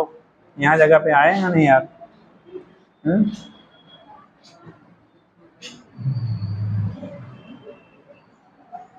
चलिए, इसका सेंसर या इस पे काम प्रॉपर नहीं करता है। देखो कंडीशन क्या बनेगा, हमें इस इक्वेशन से अगर आपको निकालना हो तब कैसे हम लोग फाइंड आउट करेंगे, ठीक। देखो M1G minus T1 equal to M1 into a है, हमें T1 चाहिए बेटा, तो फ्रॉम इक्वेशन फर्स्ट, एक तो मेथड बताया गया डायरेक्ट वहाँ से मिल जाएगा, ठीक। फ्रॉम इक्वेशन फर्स्ट इक्वेशन में आप रखोगे तो T1 को एक साइड में करो तो T1 इक्वल टू, देखो T1 इधर आया प्लस तो ये इधर गया minus, M1G minus M1 into ए। अब देखो M1G minus M1 into a की वैल्यू ये पुट कर दो यहाँ से, ब्रैकेट लगाओ, m1 प्लस m2 माइनस क्या m3 into g upon m1 plus m2 plus m3। LCM ले लो बेटा, जरा सा एलसीएम लेके ओपन कर दो ब्रैकेट को। एलसीएम लंबा सा बनेगा थोड़ा सा question. m1 plus m2 plus m3, देखो यहाँ से m1 से मल्टीप्लाई होगा m1 स्क्वायर जी आएगा ना, m2 से मल्टीप्लाई होगा m1 m2 जी, m3 से मल्टीप्लाई होगा m1 m3 इंटू जी। ये सारा हो गया ये वाला फैक्टर का। इस ब्रैकेट को ओपन करो, देखो माइनस m1 इंटू m1, तो minus m1 square into g, minus m1 m2 minus m1 m2 into g, और ये माइनस माइनस प्लस हो जाएगा बेटा m1 m3 इंटू जी। जो कैंसिल होने वाला है उसे आप कैंसिल कर दो, जो भी कैंसिल होने वाला है उसे कैंसिल करिए। तो T1 की वैल्यू देखो m1 स्क्वायर जी, m1 स्क्वायर जी, m1 m2 जी, m1 m2 जी, बचा क्या बेटा T1 इक्वल टू, एक यहाँ है एक यहाँ है, तो 2m1 m3 into g upon m1 plus m2 plus m3। अभी हम लोगों ने डायरेक्ट लिखा था, देखो T1 की वैल्यू यही आई थी, दूसरा आया था T1 जब हम लोग डायरेक्ट लिखे हैं अभी पीछे देखो फार्मूले पे, तो यही लिखा था कि दूसरा लिखा था, यही लिखा था ना। तो मतलब या तो आप डायरेक्ट आंसर ले लीजिए, या तो फिर इतना बड़ा गुणा भाग करिए और फिर उसके बाद फिर आंसर लीजिए, क्योंकि हमें आज सब्जेक्टिव एग्जाम अगर देना होता रिटन वाला तो फिर हम इसी को फॉलो करेंगे, तब ऐसा नहीं लिखेंगे, नहीं तो कहेगा नकल कर लिया बगल से, ठीक। तो सब्जेक्टिव एग्जाम में आप उसको नहीं फॉलो करेंगे, ये हमारे सब ऑब्जेक्टिव के लिए अप्लीकेबल है, क्योंकि यहाँ हमें समय बचाना है और क्या रॉन्ग होने से भी बचाना है। तो उस मेथड से ना तो रॉन्ग होगा ना तो आपका समय का लॉस होगा, ठीक है, डायरेक्ट आंसर मिलेगा। और इस मेथड से समय भी जाएगा और रॉन्ग होने के चांसेस कहीं भी अगर ओपन करने प्लस माइनस गड़बड़ हो गया तो फिर रिजल्ट भी गड़बड़ हो जाएगा, ठीक। तो इसलिए लेकिन जानना हमें दोनों है, कैसे हम लोग कर सकते हैं, ये कंडीशन आपका होता है, हो जाएगा, समझ गया जी। अब T2 वाला होमवर्क है, ऐसे ऐसे क्वेश्चन में रखोगे तो T2 की वैल्यू मिलेगी। यहीं आप लोग जगह छोड़ दो तो ना T2 निकालना घर पे, T2 कहाँ पे निकालिएगा, घर पे निकालिएगा, हो गया। निकालेंगे वो भी वही मिलेगा जो वहां से रिजल्ट दिया गया है, ठीक। तो ये तो हो गया बेटा हमारा connected motion with the help of single pulley. अभी तक हम लोग जो पढ़ा सिंगल पुली पढ़ा है, डबल पुली वैसे रेयरली है, ठीक। पूछा आपके यहाँ नहीं आता है, हाँ आप भी नहीं पूछा गया है, IIT वाले पूछ लेते हैं, आप लोगों में नहीं पूछा जाता है। तो फिर डबल पुली बताएं, हाँ कहीं दिमाग दब गया तो क्या होगा, है ना, जो नहीं आया तो कहाँ टेंशन ले, है ना, वैसे इतना टेंशन है कम कहाँ है, हाँ इतना वैसे ही टेंशन है, बताओ। चलो ठीक, फिलहाल डबल पे आएगा कॉन्सेप्ट ऐसे ही फॉलो होगा, वहाँ पे केवल 2 पुली रहेगी, दोनों पे हम लोग क्या करेंगे फॉलो करेंगे मूवमेंट के वो, ठीक। चलिए भैया नेक्स्ट हेडिंग करेंगे,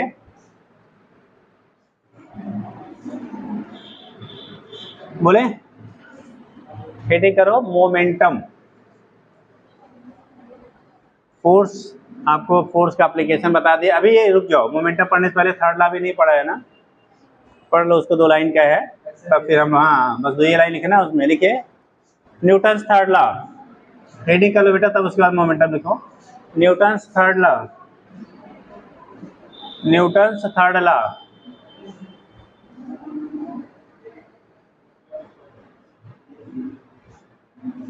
न्यूटन्स थर्ड लॉ लिखिएगा। क्या है बेटा,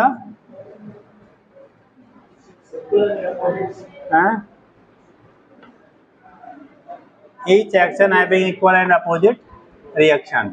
हर एक्शन का बेटा इक्वल एंड अपोजिट क्या होता है, रिएक्शन होता है, ठीक। जैसे आपका कोई आदत है, आपको कहा जाए छोड़ दो तो आसानी छोड़ देते हैं क्या, नहीं ना। ऐसा अगर होता तो कोई बुराई समाज में बचती नहीं, है ना। तो उस कंडीशन में क्या होता है कि अगर जो छोड़ते भी हैं ट्राई करते छूट जाता है, लेकिन उसमें थोड़ा समय दे लगता है, ठीक। तो जैसे आप लोग अगर नहीं पढ़ते हो, कहा यार बाबू पढ़ लो, तो थोड़ा सा प्रॉब्लम हो रहा है ना, पढ़ना पड़ेगा, है तो उस केस में। लेकिन आप अगर चाहेंगे तो धीरे धीरे आप पढ़ने लगेंगे, ठीक। तो ये चीज़ें ऐसे यहाँ पे भी है बेटा कि each and every action having equal and opposite reaction. Her action का इक्वल और अपोजिट क्या होता है? रिएक्शन। जैसे कोई आपको थप्पड़ मारे, क्या मारे? थप्पड़ मारे, तो आप क्या करते हो? मारते हो कि नहीं? अगर कोई आपको थप्पड़ मारता है, आप उसको मारते हो कि नहीं? हाँ, मारते हो? हाँ, नहीं मारते? अच्छा, कंडीशन अभी दिखाएं। कंडीशन जनरेट नहीं हुआ। ठीक, देखो जब भी आपको कोई मारता है तो डायरेक्टली आप जरूर उसको मारते हैं। ठीक, हम लोग अपने लैंग्वेज में कहते हैं हम भी मारा उसको। अरे हमने नहीं मारा, फिर भी उसको हमने मार दिया इनडायरेक्टली। कैसे? आपको थप्पड़ मारेगा ना भाई, आपको थप्पड़ मारा तो आपका चेहरा उसको मारा ना। कभी कभी आप देखो किसी को मारते हो और उसने कहीं हाथ होते इधर उधर कर दिया, कहीं हड्डियों पे लग जाता है तो मारने वाले की उंगलियां सूज जाती हैं, है ना? ठीक, या दर्द मारने वाले को ही हो जाता लगा, किसी जिसको मारा तो उससे ज्यादा। इसका मतलब आप भी एक्शन का रिएक्शन दे रहे हो। अब रिएक्शन कैसा है? जैसे आपके फेस पे लगा तो फेस क्योंकि सेंसिटिव ऑर्गन है तो वहां पे क्या होगा? पेन ज्यादा होगा। ठीक, अगर कहीं हड्डी पे लग गया तो क्या होगा? मारने वाले को क्या होगा? पेन ज्यादा होगा। मतलब आप रिएक्शन कर रहे हो, लेकिन इफेक्ट ज्यादा है या कम है वो डिपेंड करेगा किस पोर्शन पे लगा। ठीक, अब जैसे उंगली है, कोई आंख में डाल दिया तो बहुत ज्यादा उसका इफेक्ट होगा, है ना? वो फोर्स कम लगाया लेकिन इफेक्ट क्या हो गया? ज्यादा। अब उसे उंगली से सर पे मारना है तो कोई इफेक्ट नहीं है। तो किस पोर्शन पे लग रहा है वो उस पर डिपेंड करता है बेटा। ठीक, तो ऐसे होता है। यानी third law regarding each and every action having equal and opposite reaction. तो लिखिएगा, देखिए, according to this law, according to this law, according to this law, according to this law, each and every action, each and every action, each and every action having equal reaction, having equal reaction, having equal reaction in opposite direction, in opposite direction, equal reaction in opposite direction, मतलब उसके opposite direction, जिधर लगाएगा उसके विपरीत। ठीक, in opposite direction. देखो जैसे दो बॉडी हैं बेटा, अभी जब स्टार्ट हुआ था तो आपको इसी पे क्वेश्चन कराया गया था और आपके 2024 में इसी पे क्वेश्चन पूछा भी गया था, फोर्स के कॉन्सेप्ट पे, एक्सीलरेशन ऑफ फोर्स। जैसे आपने बोला बेटा, अगर ये वाला बॉडी इस पे F12 फोर्स लगा रहा है, पहला वाला दूसरे पे, तो ये वाला बॉडी इस पे भी क्या लगाएगा? F21 लगाएगा। मैग्नीट्यूड दोनों के इक्वल होंगे, मैग्नीट्यूड विल भी क्या? सेम। दोनों के जो मैग्नीट्यूड होंगे वो सेम सेम होंगे, यानी F12 equal to minus of F21। जितना पहले ने दूसरे पे लगाया, दूसरा वाला उतना ही पहले लगाएगा। लेकिन ये कंडीशन इक्विलिब्रियम के लिए एप्लीकेबल होता है। स्टेटमेंट में हम लोग नहीं बोलते हैं, बट ये एप्लीकेबल कब है? इक्विलिब्रियम के लिए। जैसे हम खड़े हैं तो हमारे फीट से जो आपका फर्श पे क्या लग रहा है? फोर्स लग रहा है, नहीं हमारा वेट लग रहा है, उतना ही वो हमारे ऊपर क्या कर रहा है? ऊपर की तरफ लगा रहा है, तभी तो हम स्टिल हैं। अगर हम ज़्यादा लगा देते तो नीचे चले जाते, फर्स्ट ज़्यादा लगा देता तो हम ऊपर चले आते हैं, है ना? जैसे आप लोग बैठे हुए हो तो आपका वेट जितना डाउनवर्ड काम कर रहा है, इसका तो डेस्क आप पे उतना ही क्या कर रहा है? ऊपर की तरफ फोर्स लगा रहा है, तभी आप इक्विलिब्रियम में हो। अगर आपका कोई भी इसमें से अनबैलेंस हो जाए तो या तो नीचे चले जाएंगे या तो ऊपर। जैसे अभी बगल में देखो प्रदर्शनियाँ लगी हैं, झूले, किसी ने झूला? झूला किसी ने झूला जी? अच्छा देखो, एक देवी झूला। मरने का डर नहीं है क्या? बहुत बढ़िया, तो वहीं कूदना चाहिए था ऊपर से। हाँ, तो जब हम लोग झूलते हैं बेटा, मतलब जिसने भी झूला, तो आप देखो जब झूलते हो ना तो ऊपर से एक बार क्या आते हो? नीचे आते हो, फिर नीचे से ऊपर जाते हैं। अच्छा, ऊपर जाते समय ज़्यादा चिल्लाई थी कि नीचे आते समय? बहुत है शांत हो तो। हाँ, पहली बार भी नहीं, ऐसा तो नमूना बहुत कम मिलते हैं यार। पहली बार जनरली जब बैठता है कोई तो जब स्पीड तेज होती है, डाउनवर्ड आते समय कुछ ना कुछ डर तो लगता ही लगता है। हाँ हाँ, चलो, तो उस केस में क्या होगा कि आपका जब डाउनवर्ड आते हैं, इसका मतलब उस समय आपके द्वारा जो फोर्स अप्लाइड है वो ज़्यादा है, इसलिए आप नीचे आते हो। और जब नीचे से ऊपर जाते हो तो जो सिस्टम है वो क्या करता है? आपके वेट से ज़्यादा फोर्स लगाते हैं, इसलिए कहाँ जाते हैं आप? ऊपर जाते हैं। तो अगर आपका अपवर्ड फोर्स ज़्यादा होगा तो ऊपर, डाउनवर्ड ज़्यादा होगा तो नीचे जाएगा। ऐसी बॉडी पे हमने फोर्स लगा रहे हैं, अगर ये इक्विलिब्रियम में है, किसमें है? इक्विलिब्रियम में है, तो जितना फर्स्ट वाला सेकंड पे लगाएगा, सेकंड वाला उतना ही फर्स्ट पे लगाएगा। डायरेक्शन अपोजिट है इसलिए साइन वहाँ पे हम लोग निगेटिव ले लेते हैं। इसे कह देते हैं न्यूटन्स थर्ड लॉ। क्या कहते हैं इसे? न्यूटन्स थर्ड लॉ कहते हैं। ठीक है, तो ऐसे डायग्राम बना के आप भी दिखा दो, बहुत कुछ यहाँ पे और कुछ है नहीं, बाकी एप्लीकेशन पे ही है। जल्दी करिए बेटा।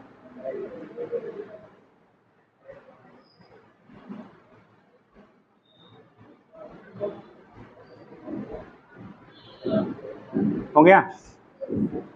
चलिए, तो बात आ रहा था हमारा क्या, मोमेंटम की बात कर रहे थे। मोमेंटम क्या होता है? संवेग, हिंदी में पढ़ा होगा आप लोगों ने, संवेग पढ़ा होगा बेटा, हिंदी में आपको संवेग पढ़ाया गया होगा। ठीक, क्या होता है बेटा मोमेंटम? मोमेंटम क्या होता है? संवेग क्या होता है? हाँ, और लोग सिंपली हम लोग कह लेते हैं it is the product of mass into velocity of the object. ठीक, मास और वेलोसिटी का जो प्रोडक्ट होता है बेटा, उसी को हम लोग क्या कह लेते हैं? मोमेंटम कह लेते हैं। तो मोमेंटम आपका हो गया it is the product of mass into velocity. Mass और वेलोसिटी का जो प्रोडक्ट है उसी को आप टर्म देते हैं मोमेंटम। ये पीछे भी आपने पहले पढ़ा होगा। तो मोमेंटम हो गया it is the product of mass and क्या, वेलोसिटी। मास और वेलोसिटी का जो प्रोडक्ट होगा उसी को हम लोग टर्म देंगे मोमेंटम कहेंगे। ठीक, तो लिखेंगे हम लोग P इक्वल टू, आपने फार्मूला पढ़ा होगा m इंटू वी। m इंटू क्या होता है? v होता है। अब इसी को जब कभी कभी हम लोग डिस्प्लेसमेंट के टाइम पे क्वेश्चन बनाया जाता है बेटा, आप पढ़ते हो v equal to d s upon d t, पढ़े हैं ना? v इक्वल टू क्या होता है? D s upon d t. तो यहाँ पे m इंटू डी एस या डेल्टा एस जो भी कर लें, d s upon d t के टाइम में भी आपको क्वेश्चन मिल जाते हैं सॉल्व करते समय। एक कंडीशन होता है, अगर इसमें आप टाइम से डिवाइड कर दो तो बी बाई टी एक्सीलेशन हो जाएगा और पी बाई टी फिर फोर्स मिल जाता है। अभी कल आपको बताया गया था फोर्स और मोमेंटम में रिलेशन। ठीक, ये कंडीशन आपके हो गए। हमने एक क्वेश्चन बना लिया p equal to m into v या p equal to m into d s upon कितना, d t, m into d s upon d t. तो अगर किसी भी क्वेश्चन में जब आपको आता है डिफरेंशियल क्वेश्चन दिए जाते हैं, एक क्वेश्चन में पोजीशन दिया गया है, पोजीशन वेक्टर दिया गया टाइम के टर्म में, अगर टाइम डिपेंडेंट है, टाइम के साथ उसकी वैल्यू बदल रही है बेटा, तो उस केस से पूछा जाता है वहाँ पे कितना हमारा मोमेंटम अप्लाई होगा किसी पर्टिकुलर टाइम पे। तो उस वाले फार्मूले को यानी कि m equal to p equal to m into d s upon d t लगा के लगाइएगा और सीधे अगर वेलोसिटी बॉडी की दी गई है, मास दिया है, तो ऊपर वाला formula p equal to m into b करिएगा। यही आर करके एक टर्म और आता है पी इक्वल टू, हम लोग कहते हैं बेटा जैसे मास इंटू वेलोसिटी, अभी आपने बोला था मोमेंटम, एफ इक्वल टू आता था डी पी अपान डी टी, पढ़ा था ना? तो डी पी की वैल्यू हो गया एफ इंटू कितना, डी टी। तो एफ इंटू डी टी के टर्म में भी इसे हम लोग लिखते हैं, लेकिन यहाँ पे टी की वैल्यू एक कैलकुलेटेड वैल्यू ली जाती है। जैसे अभी इसी के बाद हम लोग इम्पल्स पढ़ेंगे। इम्पल्स मतलब आवेग, आपने हिंदी में पढ़ा होगा, आवेग बोलते हैं ना। हाँ, आवेग, आवेग जो होता है वहाँ पे आप कहते हो I equal to F into t, लेकिन टी इज वेरी स्मॉल वहाँ लिया जाता है। टी की जो वैल्यू होती है वो कैसी रहती है, वेरी स्मॉल लिया जाता है। यहाँ टी हम कुछ भी ले सकते हैं, यहाँ ऐसा नहीं कंडीशन है कि वेरी स्मॉल रहे। ठीक, तो वहाँ पे कंडीशन क्या होता है, पी की value F into D t के टर्म में भी हम लोग क्या कर सकते हैं, अगर फोर्स दिया गया है और टाइम डिपेंडेंसी है, टाइम डिपेंडेंट फोर्स दिया गया है, तो एफ इंटू डी टी करके हम लोग भी लगा सकते हैं, एफ इंटू कितना डी टी के टर्म में भी लगा सकते हैं। ठीक, तो एक रिलेशन यहाँ से, ये तीनों पे क्वेश्चन आपको जनरेट किए जाते हैं। जैसे हम लोग ने छोटे पहले क्लास में या बोर्ड में हम लोग पढ़ते हैं तो p equal to m b पढ़ते हैं, ज़्यादातर हमें क्या पढ़ाया जाता है, p equal to m b, यानी कि momentum equal to mass into velocity. ठीक, तो मोमेंटम जो होता है वो मास इंटू वेलोसिटी के प्रोडक्ट के बराबर होता है। लेकिन यहाँ पे हम लोग एडिशनल दो इक्वेशन पढ़ते हैं, क्योंकि आपको question p equal to m b पे आज के डेट में आपके कंपटीशन में रेयरली पूछा जाएगा। जब भी पूछा जाएगा तो डिफरेंशियल इक्वेशन या इंटीग्रल इक्वेशन की बेस से पूछा जाता है। तो डिफरेंशियल पूछा जाएगा तो इसका यूज़ करिएगा, अगर पोजीशन दिया गया है और फोर्स दिया है तो इसका यूज़ करिएगा। तो यहाँ से मोमेंटम की वैल्यू हम लोग क्या कर सकते हैं, डिटरमाइन कर सकते हैं। तो क्या लिखा है बेटा आपने, मोमेंटम लिखिएगा। Momentum it is the product of, mathematical definition होता है बेटा, it is the product of, it is, हाँ उसी की बेस पे करते हैं, it is the product of mass and velocity and mass and velocity and given by following relations, given by following relations, given by following relations, different आपके relations के द्वारा इसको हम लोग डिटरमाइन करते हैं बेटा, given by following relations। Note कर लीजिए, ऐसे बन नोट कर लो बेटा।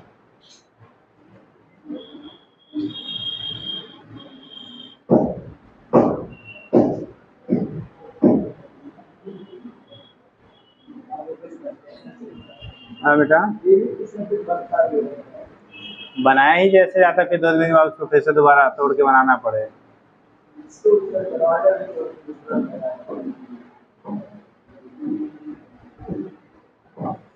दरवाजा इतना मजबूत है, खिड़कियां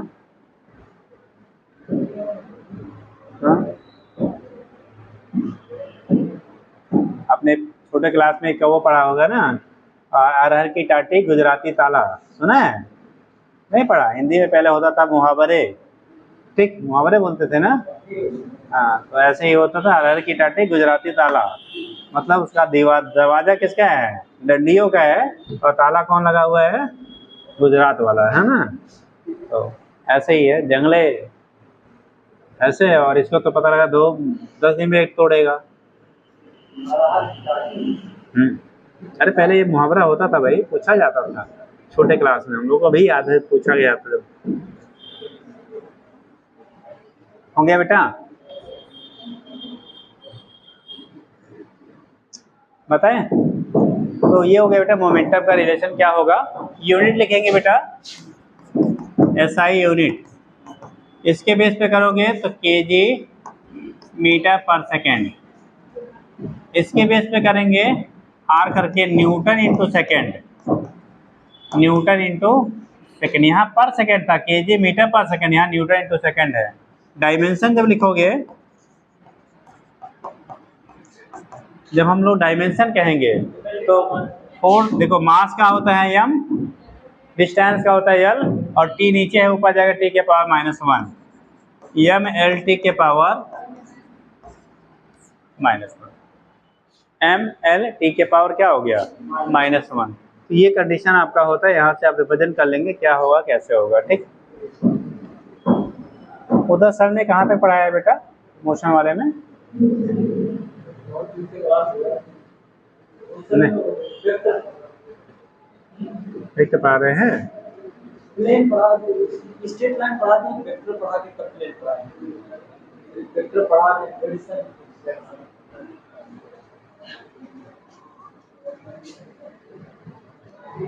चलिए, हो गया। अब हम लोग इस पे क्वेश्चन करेंगे बेटा, लिखिएगा जल्दी से, बोला जाए, देखिए the position of a body, the position of A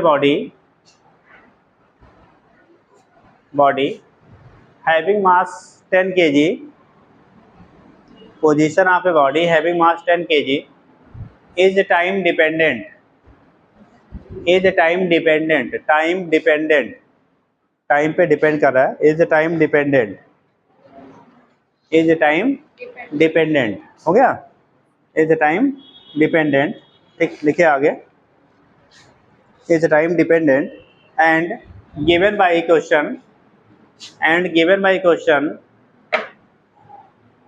given by A question, लिखे s equal to 40 square plus 60 plus 5 metre, s की वैल्यू दी गई है 40 स्क्वायर प्लस 60 प्लस 5 मीटर, हो गया, लिखिए, then 40 square plus 60 plus 5 metre, then determine momentum of the body,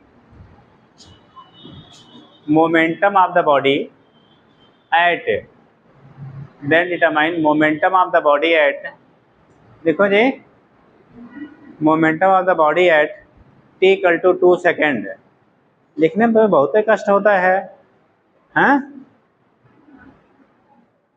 आपके ज्ञान का तभी उपयोग होगा जब आप कुछ लिखते पढ़ते रहेंगे, है ना। नहीं तो कॉपी के साथ खुद भी बैठ लेना, वहीं जाके एक्सप्लेन कर देना है।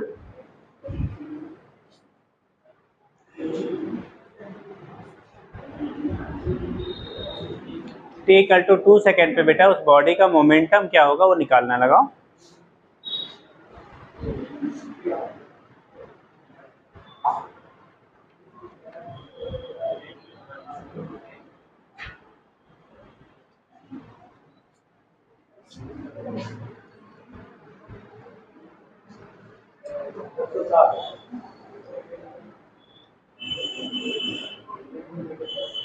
हम्म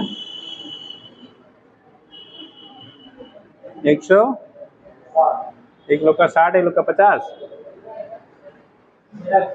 अच्छा, और लोग लगाइए।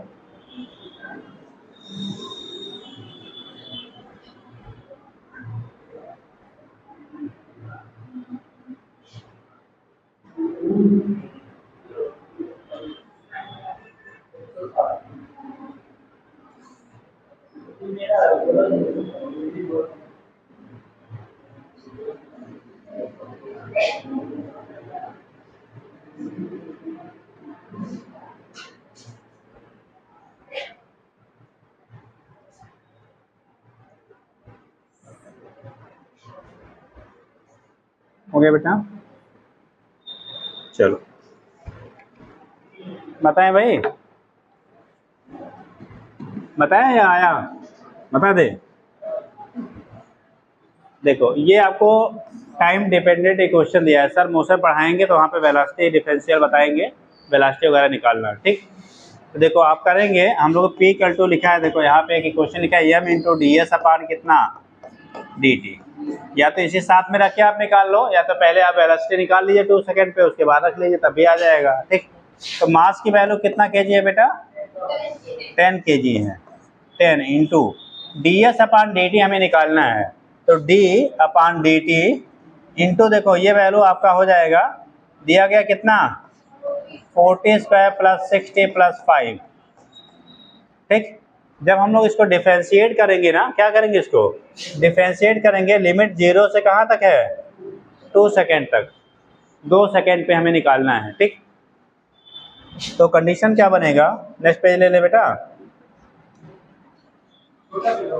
हाँ बेटा,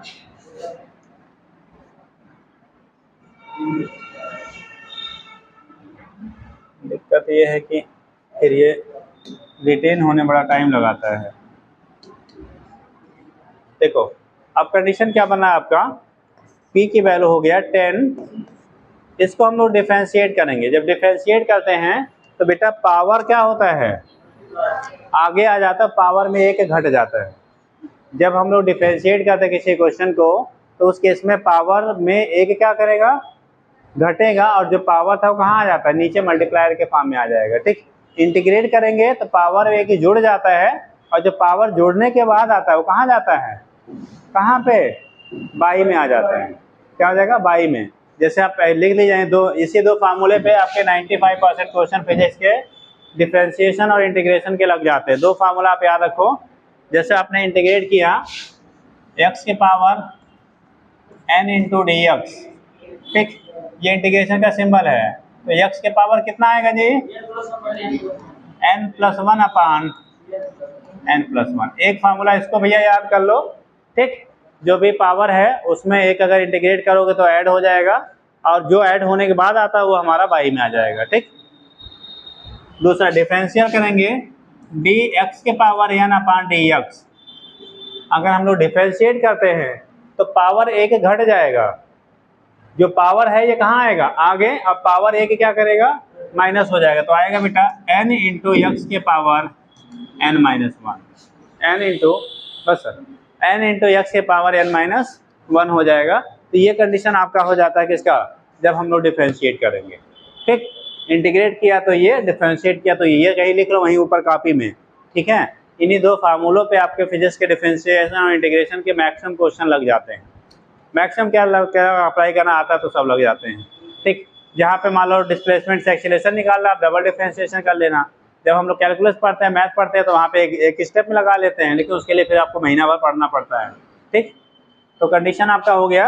ये देखो, अब हम डिफरेंशिएट करते, तो पावर कहाँ आएगा बेटा, आगे आएगा, तो कितना 40, कितना 4 टू जा 8, रुक जाओ, 4 टू जा कितना हो गया 8 इंटू टी।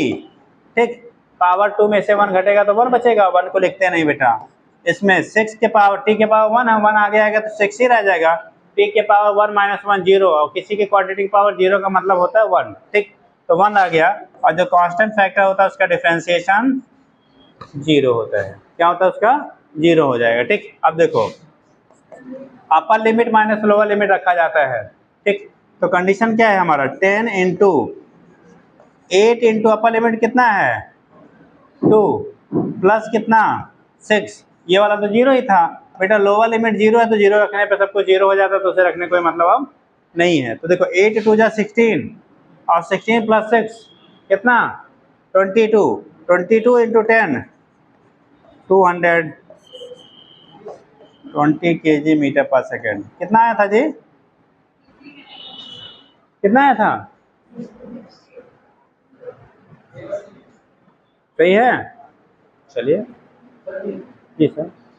अगर एक बार की जगह पे 6 हाँ जैसे एक बार टी की जगह पे 0 2 रखेंगे, एक बार टी की जगह पे 0 रखेंगे, हाँ, तो 6 से 5 10 तो 8 10 16 24 माइनस 7 हो गया ऐसा।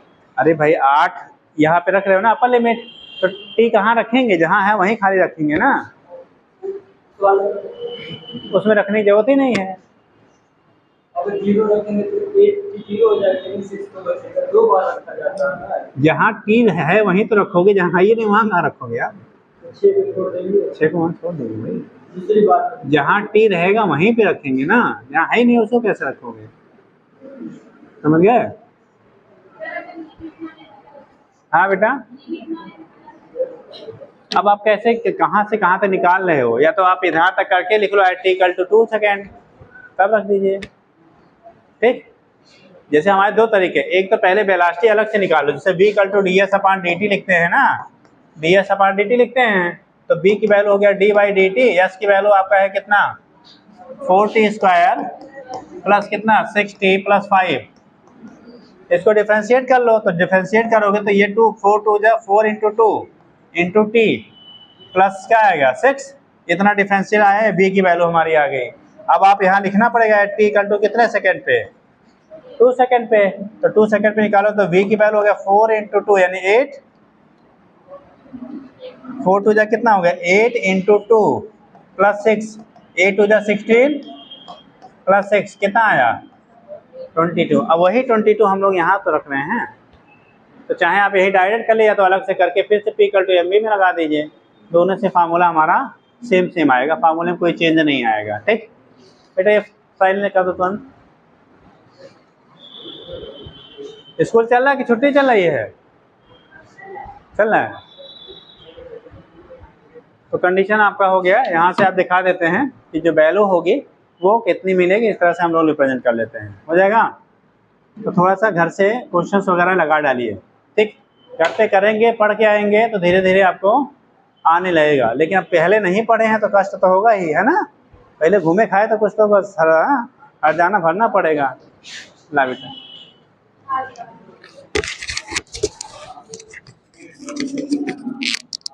हाँ